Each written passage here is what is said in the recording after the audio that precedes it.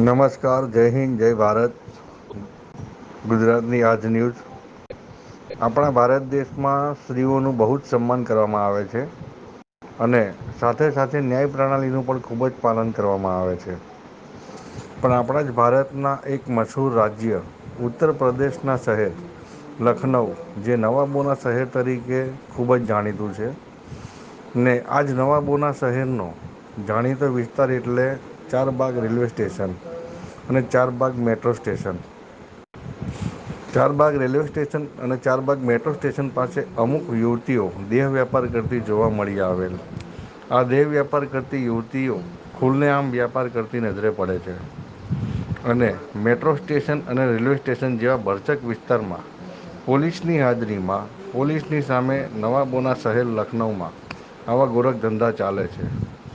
તેમ છતાં ત્યાંનું ન્યાયતંત્ર કે પોલીસ પ્રશાસન કોઈ પણ જાતના પગલાં ભરતી નથી.